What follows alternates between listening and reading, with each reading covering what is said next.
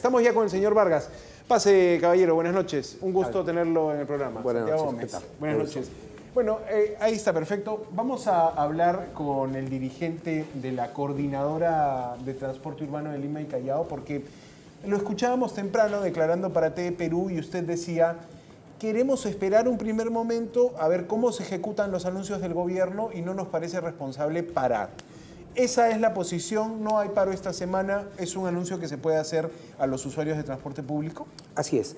Como ustedes han escuchado seguramente en la mañana, nosotros el día de ayer hemos tenido una reunión, estamos en una evaluación permanente de las decisiones que está tomando el gobierno y como tal hemos creído prudente esperar, ¿no es cierto?, los siguientes pasos que se están tomando y obviamente hemos decidido no parar, ¿no? Hay una convocatoria, no sabemos por quién, pero el gremio, las empresas formales de transporte, hemos decidido no parar. ¿Cuántas empresas agrupa su asociación, la Coordinadora? La Coordinadora agrupa a 63 empresas de Lima y Callao. 73. 63 correcto. empresas formales con autorización de ATU. Venimos prestando el servicio en Lima y el Callao. ¿Y ustedes dirían que son víctimas de extorsión? Sus empresas, ¿hay un patrón de extorsión en las empresas? ¿Manejan líneas de buses, cústers? Cuéntame un poco porque siempre estamos tratando de entender la situación que viven los transportistas con el tema de las extorsiones, ¿no? Sí, mira, nosotros hemos manifestado que esto no es un tema de hoy. El tema de las extorsiones viene ya de buen tiempo, desde hace casi 2 años. Pero en estos 2 últimos meses esto ha subido demasiado y ha habido no solamente atentados, sino asesinatos a gente vinculada al sector transporte. Y por ello es que nosotros, en una reunión que hemos tenido por pedido de las empresas y por la responsabilidad que tenemos, hemos decidido ir a un paro, invocando el derecho a la vida, el respeto a la vida y solicitando que el Estado no sea indolente, que el Estado tome la iniciativa. Exigimos que haya un liderazgo. Claro. No hemos presentado una plataforma de lucha propia del sector, porque no es el momento. Consideramos que no deberíamos estar en esa línea de trabajo que tenemos. Para nosotros, estos son momentos álgidos donde todos los peruanos debemos estar unidos contra este flagelo. Por lo tanto, convocamos al paro y dijimos por el derecho a la vida, pedimos que el Estado tome el liderazgo y asuma sus responsabilidades. Ahora, hoy también escuchábamos a dirigentes de mototaxistas que no son formalmente el transporte urbano conocido, sino como esta modalidad de vehículo menor, de transporte menor. Y ellos decían, si es que el gobierno no aplica bien las medidas, si no vemos resultados, paramos a fines de octubre. Como desconfiando un poco de las medidas. ¿Cuál es la sensación que usted tiene? ¿Ha actuado tarde el gobierno quizá? Consideramos que sí, ha actuado tarde. Nosotros, como digo, hemos hecho saber estos problemas ya hace más de 2 meses, ¿no? Y por eso es que hemos parado, porque el gobierno no reaccionaba. Claro. Y creo que el resultado del paro se está viendo, ¿no? En primer lugar, yo creo que los gestos también valen en estos casos. Hemos visto que tanto el Ministerio Público como la Policía Nacional, a través de sus representantes, por fin se dieron la mano y empezaron a trabajar de manera conjunta. Yo creo que este es un buen paso.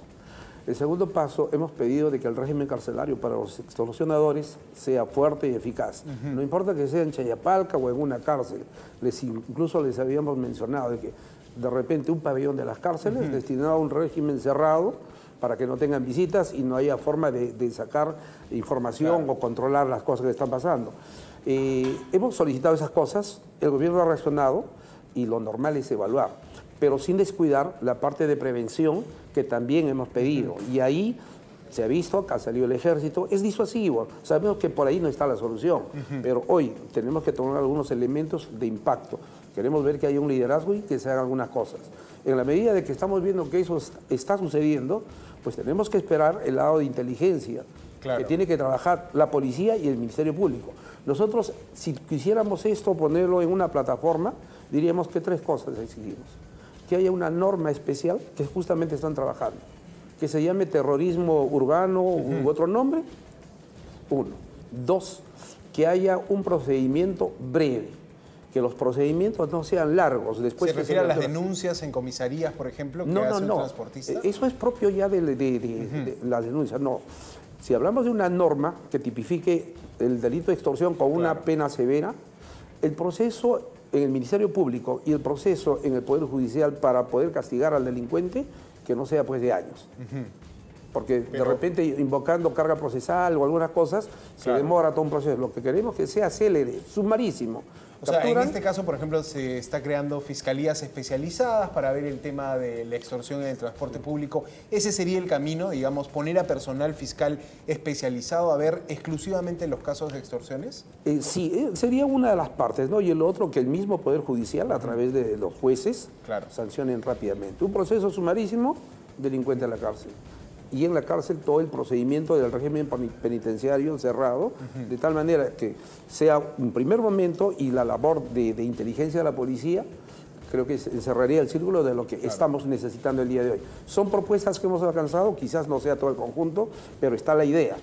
Tienen que trabajarlo los que conocen el tema, ¿no? Es ya casi por descontado que el día jueves se aprobará en el Congreso la ley de terrorismo urbano, con penas más, penas menos, algún detalle que los congresistas puedan acordar. Pero ¿le parece que esto va a tener un impacto directo en la tranquilidad de los choferes, por ejemplo? Que hemos visto marchar a los choferes diciendo necesitamos trabajar. ¿Esto ya tranquiliza al transportista, una ley de terrorismo urbano? Que suena fuerte, no pero... necesariamente, no necesariamente, porque hay que entender que el ser humano, cuando tiene un impacto, no es que inmediatamente al día siguiente sana. Todavía cunde el temor. Yo creo que esto debe ir acompañado de una política de prevención, que lo están implementando. Hoy estamos trabajando, entregándoles a las autoridades zonas donde están los terminales, que son normalmente fuera de la ciudad. Estamos entregando relación de conductores, de cobradores que trabajan en estas empresas para que ellos hagan su trabajo, y necesitamos que haya en el camino una tarea de prevención por parte de la policía. Ahora, sus agremiados, queda claro que de todas maneras la policía tiene que avanzar en su tarea, hacer su labor. Pero ustedes, entre los afiliados, en el grupo de asociados que tienen empresas que tienen planillas de conductor-cobrador, o son también empresas que tienen este modelo de comisionista, afiliador-comisionista, ¿no? El mercado de Lima y a nivel nacional tiene el 90% de empresas comisionista-afiliador. Exacto. Son muy pocas las empresas que tienen flota propia, tienen trabajadores en planilla. Claro. Así es. Son pocas. O sea, nosotros no vamos a decir una cosa que no sea cierta. Por eso es que nosotros, de manera seria y responsable, desde el año 2000 hemos solicitado que haya una reforma del transporte, no de lo que se hizo hace poco. Nosotros fuimos los primeros en viajar hace muchos años a ver un modelo que era exitoso en el mundo, era el Transmilenio en Colombia. Dijimos que se aplique en el Perú. Por diversas razones, muchas empresas no están dentro de ese modelo de negocio. Correcto. Se apostó también por los corredores complementarios. Hoy estamos diciendo a la autoridad que siga impulsando ese proceso. Ojalá que estas últimas normas que está sacando ATU nos encaminen a ese escenario, ¿no? Pero el modelo así fue creado en los años 90 y eso ha tenido una continuidad. Somos proactivos para que haya un sistema integrado de transporte. Correcto. Empresas que se dediquen a transportar, no a cobrar, no a hacer operación. Eso, empresas que tengan su flota, digamos, y empleen a trabajadores. ¿Esa transición se va a dar? Ese camino se va a dar, digamos, para lograr una ansiada formalización, porque se hablaba de que la informalidad también es esa ventana abierta por donde entra el crimen organizado. Las empresas que te digo que son comisionistas afiliadores son empresas formales. Claro, que pagan impuestos, emiten boletas. Y están registrados en ATU, y ATU nos entrega una autorización. Esa es la formalidad.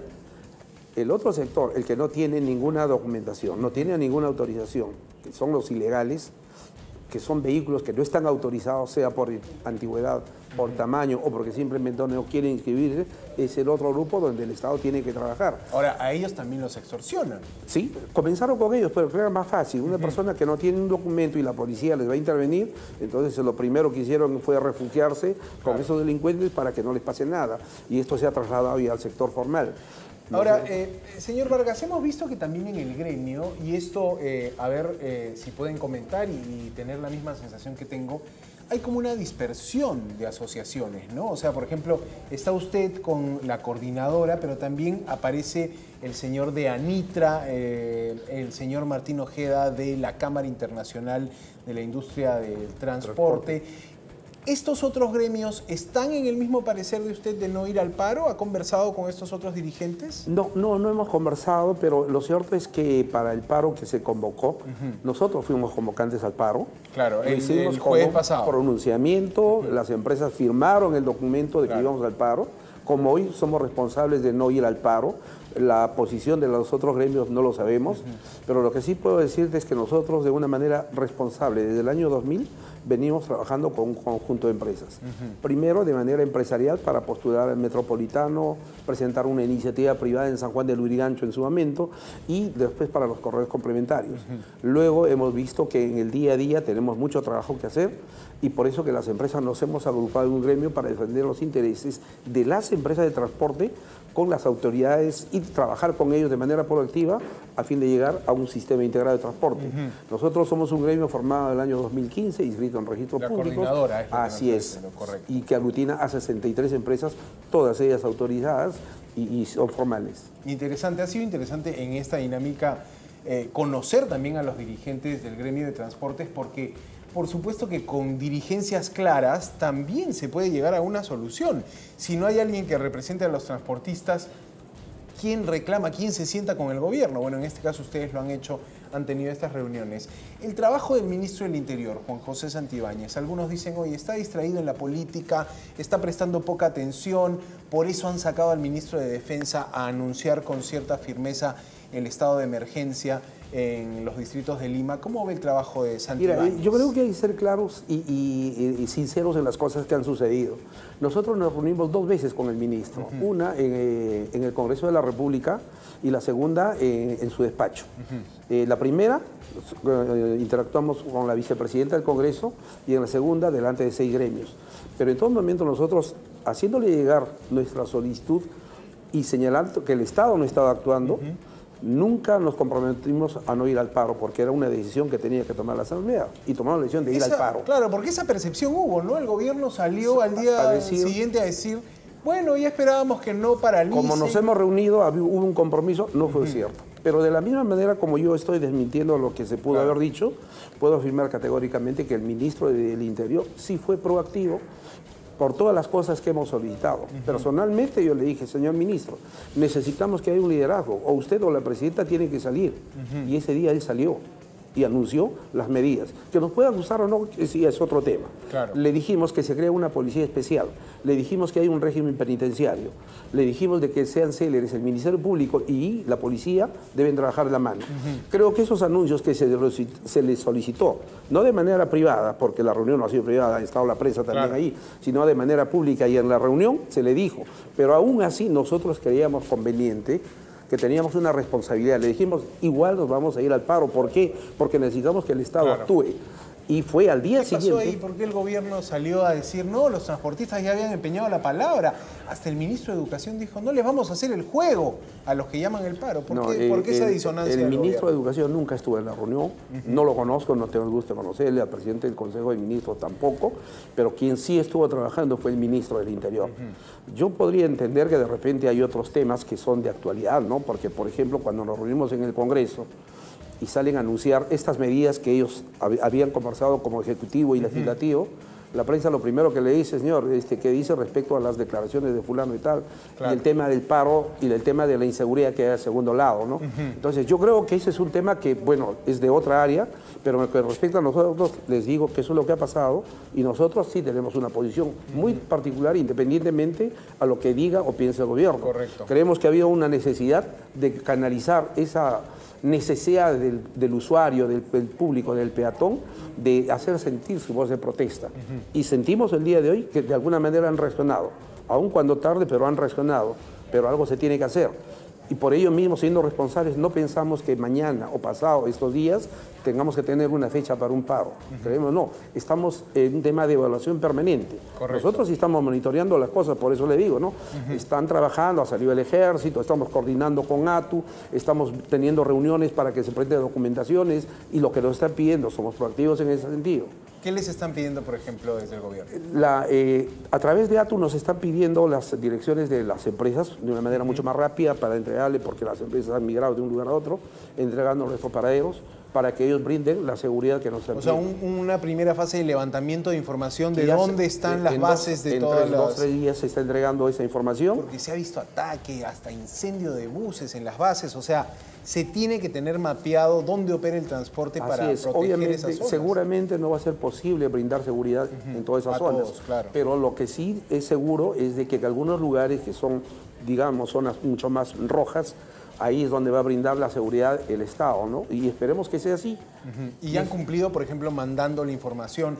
Oye, mis 63 empresas, estos son los locales. Hoy nos han entregado por la mañana una circular pidiéndonos información y estoy canalizando, me están enviando al WhatsApp la información, nosotros vamos a entregar, como seguramente otros gremios de manera responsable también van a hacer lo mismo, ¿no? Ahora, cuando le consultábamos a la policía y le decíamos al comandante general qué está pasando con la extorsión en el transporte, él decía...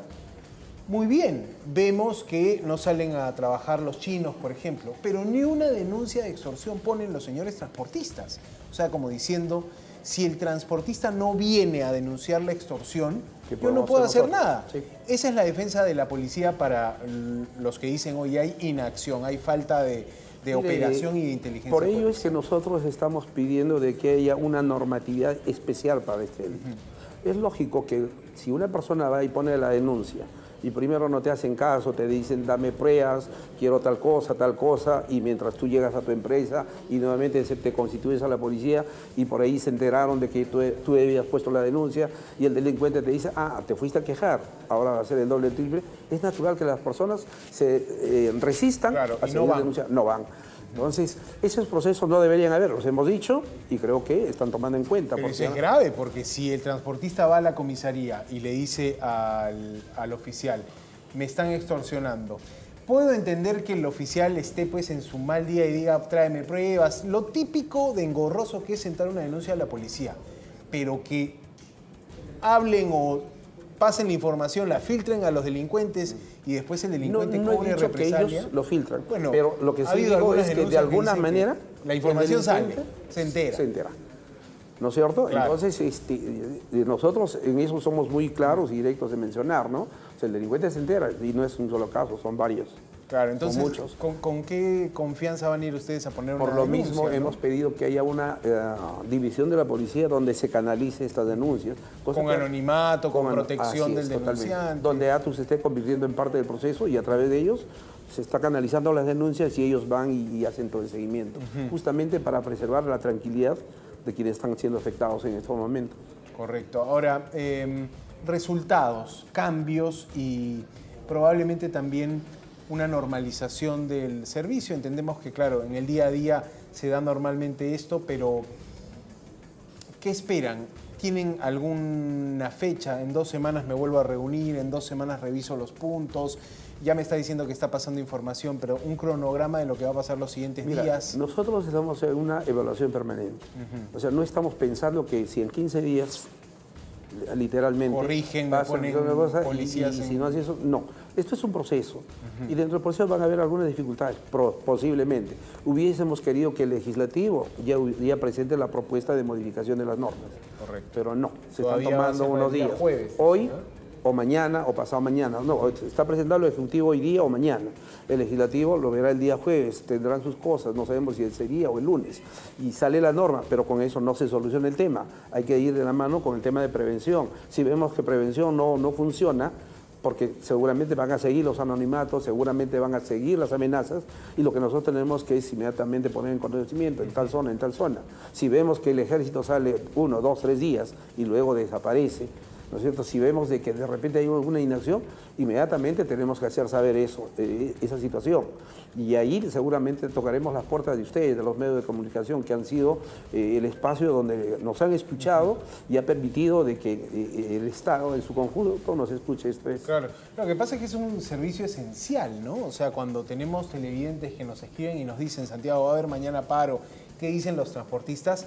Están buscando información. Sí, entienden que las extorsiones afectan a varios sectores de la economía, pero con el transporte se ha visto una situación complejísima en los últimos meses, semanas, diríamos. En agosto se está cifrando el momento donde empezó esta ola delictiva, ¿no? Sí. Sobre todo por las muertes. Para no olvidarme de las muertes y de las familias, No sé si dentro del gremio de usted tocó algún fallecido en esta ola de Por los crímenes. 3 fallecidos, no.